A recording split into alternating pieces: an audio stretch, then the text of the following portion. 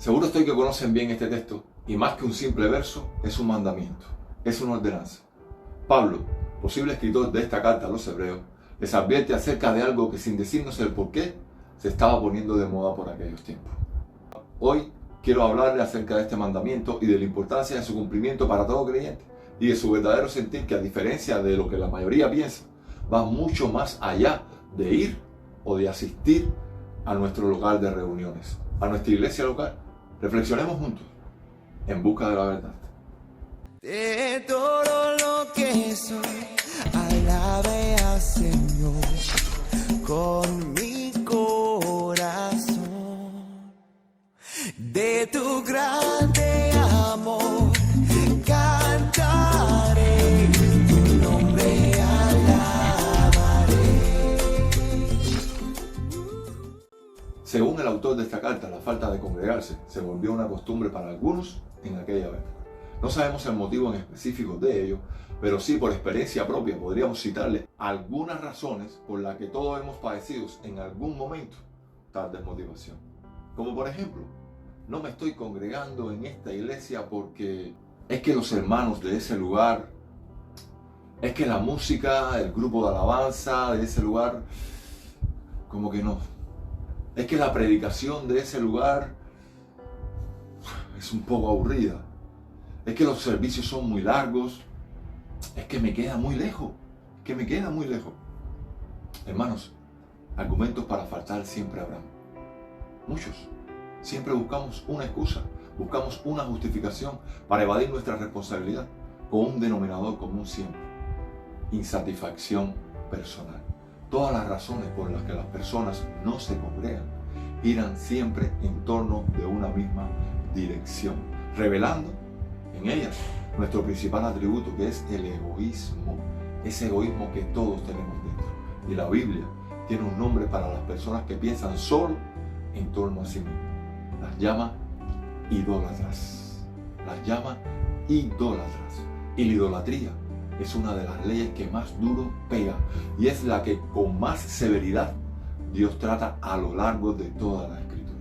Ahora, ¿cuántas veces nuestro pastor o algún líder nos ha cuestionado y presionado, recordándonos una y otra vez el mandamiento de Pablo, para de cierta manera comprometernos con toda buena intención a asistir a nuestro local de reuniones? Pero lo que no entendemos es que la palabra de Pablo va mucho más allá de una simple asistencia a nuestro templo. Vamos a leer con detenimiento el texto para poder extraer el más puro sentir de este mandamiento que tanto hemos escuchado y conocemos, el cual hemos simplificado inconscientemente al mero hecho de llenar un banco en nuestra iglesia. El texto se encuentra en Hebreos, capítulo 10. Vamos a leer a partir del verso 21. Dice el apóstol: y teniendo un gran sacerdote sobre la casa de Dios, acerquémonos con corazón sincero. Fíjense en la condición. Acerquémonos con corazón sincero, en plena certidumbre de fe, purificados los corazones de mala conciencia y lavados los cuerpos con agua pura. Esta invitación a acercarnos a Él tiene que ver con la dedicación de los sacerdotes. Allá, en el antiguo, en el sacerdocio de Aarón, Moisés los roció con el agua de la dedicación, y ellos tenían que ser lavados, indicando que ellos habían sido separados para el servicio de Dios. De la misma manera, nosotros debemos de llegar a su casa, hermanos, cada creyente con la misma condición. Cada uno de nosotros es un sacerdote, y como tal, usted puede venir a Dios con confianza y libertad. Nuestra dedicación y compromiso con Dios nos permite acercarnos con un corazón limpio y genuino. Continúa el verso: mantengamos firmes sin fluctuar la profesión de nuestra esperanza, porque fiel es el que prometió. Hermanos, mantengámonos firmes sin dudar. Esto es un llamamiento a nuestra fe, a esa fe a que todos profesamos, con la convicción de que le vamos a hallar. ¿Recuerdan un texto que dice: acerquémonos pues confiadamente al trono de la gracia para alcanzar misericordia y hallar gracia para el oportuno socorro? Regresamos al texto.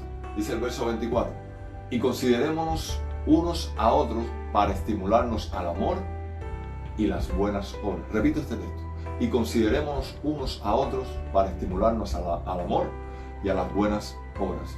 Y aquí el apóstol, antes de dictar el mandamiento, revela el carácter de Dios.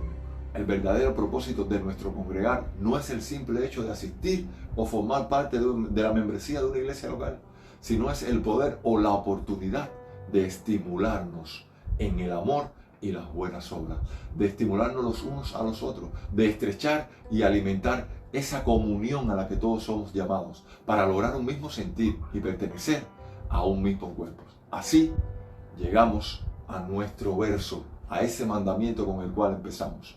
Dice el verso 25, no dejando de congregarnos como algunos tienen por costumbre, sino exhortándonos, el sino adquiere el significado de la dirección a lo que nos está mandando, sino exhortándonos, y tanto más cuanto veis que aquel día se acerca. Si vamos a la etimología de esta palabra, congregarse, encontramos que es la palabra griega episunagoge, y está compuesta por el prefijo epi, que significa verdaderamente, en, más, adecuado, convenientemente, y sunagoge, que significa juntar, asociar, unir, congregar, que proviene de ahí, casualmente proviene la palabra sinagoga.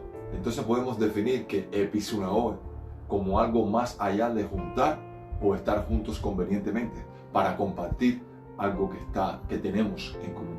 Esta palabra episunagoge aparece 2 veces en la Biblia. Fíjense en las 2 formas que nos presentan las Escrituras esta palabra, episunagoge.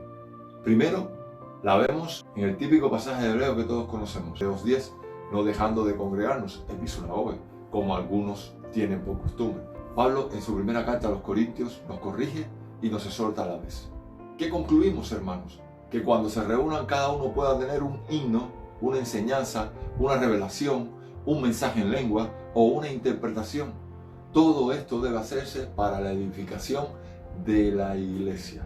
Todo esto debe hacerse para la edificación de la iglesia. Esta debería ser nuestra condición a la hora de presentarnos en el templo. Con este sentir deberíamos de llegar nosotros siempre. Ahora fíjense en esta segunda forma que nos presenta la Escritura esta palabra. La segunda vez que se usa la palabra episunagoge, porque solo recuerden que se usa 2 veces en toda la Escritura, es cuando se habla del encuentro con el amado en su segunda venida, cuando Él venga de nuevo por su iglesia. En la segunda carta de Pablo a la iglesia de los tesalonicenses, nos dice el apóstol: ahora bien, hermanos, en cuanto a la venida de nuestro Señor Jesucristo y a nuestra reunión, episunagoge, con Él, le pedimos que, y ahí continúa el verso. Por lo que podemos concluir, hermanos, que el congregarse, la episunagoge, es un encuentro con el Señor literal. Es ir más allá que acudir a un simple lugar de reuniones. Es ir a encontrarse con el amado. Por lo que el llamamiento que nos hace el apóstol en hebreo no es solo a llegar a la congregación. Debemos de ir más allá. Debemos de tener esos encuentros con el Señor cada domingo, que nos perfeccionarán para el encuentro final cuando Él venga por su iglesia. Hermanos, cambiemos el chip, cambiemos nuestra mentalidad, nuestra vieja manera de pensar. El congregarse no se hizo por razón de usted y de sus expectativas. El congregarse se hizo por razón de que hay una causa común entre todos nosotros, entre todos los cristianos. Y es que los creyentes hablen entre sí un mismo idioma. Hablen del Evangelio de Cristo para la edificación de su cuerpo. Que nos exhortemos y nos animemos al amor y a las buenas obras. Ese debería ser siempre nuestro mover a la iglesia. Que lo que evidenciará en cada uno de nosotros es que somos nueva criatura, que hemos tenido un nuevo nacimiento y que evidenciará nuestra consagración a nuestro Dios, a ese Dios que proclamamos y en el cual hemos creído. Fuimos equipados con diversos dones, sí, pero no para beneficio propio, no para un uso personal, sino para beneficio común, para ponerlo en función de su cuerpo. El mismo Pablo, en la primera carta a los Corintios, nos dice: hay diversas funciones, pero es un mismo Dios el que hace todas las cosas en todos. A cada uno se le da una manifestación especial.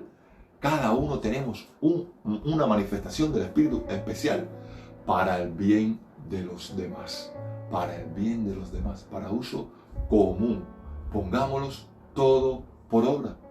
Escojamos servir en vez de ser servidos. Y entendamos que si algún día solamente fuimos a cantar un par de canciones y a escuchar la predicación, y en cuanto terminó el sermón nos fuimos literalmente sin más para nuestras casas, ese día no nos congregamos. Si usted solo va a la iglesia con el propósito de cumplir con su conciencia y de cierta manera lavar sus pecados, usted no se está congregando. Concluyendo, les diría que congregarnos es mucho más que lo que nosotros hemos entendido. Es mucho más que una simple asistencia a un templo. Es mucho más que cada domingo estar en la casa de Dios. Congregarnos es la sombra de lo que un día vamos a tener.